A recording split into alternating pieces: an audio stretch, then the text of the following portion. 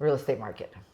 So how bad is it out there? I mean, we've seen a few, me personally, a few deals that we've done. It was not easy to get people under contract, a lot of negotiation back and forth, a lot of, what if, what this and that. And sellers are not budging a lot. They're not budging a lot. Right now, I think there's a little bit of a shift. I'm not saying it's shifting into a seller's market totally, but what I'm seeing, properties that are super outdated where there's opportunity for fix and flips, that market is on fire right now. And what price range? It's all over. Like for example, I wrote for a client yesterday. I think it was right around 600. Within less than 1 day, they had 14 contracts. Oh my God. It went, I think the agent told me right around 25,000 over. Okay. Wow. Now this is completely total gut, Centennial area, kind of over in DTC area. So totally outdated estate sale, 14 offers. Okay. I showed another estate sale, over $1 million in Littleton, also multiple offers. Wow. So it depends on the property. Okay. I will tell you that sellers are not giving out concessions.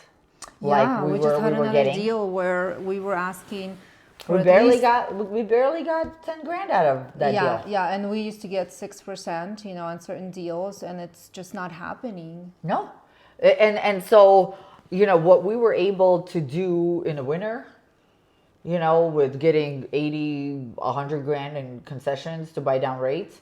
Oh, yeah, that's gone, and I know that. I think people watch these videos sometimes and they think, that's it's not what the BS.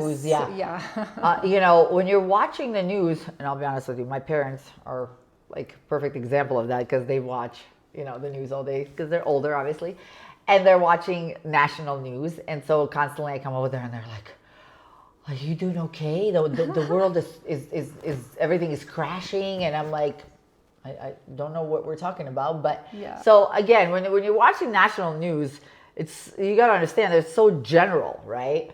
And as I've said over and over, Colorado has always been a different market, and will always be a little bit different market. We are seeing.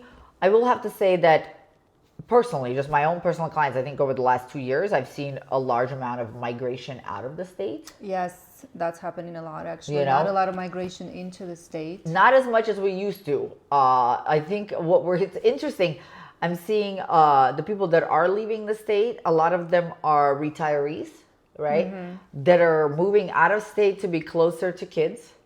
And the people that are moving into state, that I've had at least, are moving here to be closer to kids, or to be closer to their parents. So it's kind of an interesting dynamic.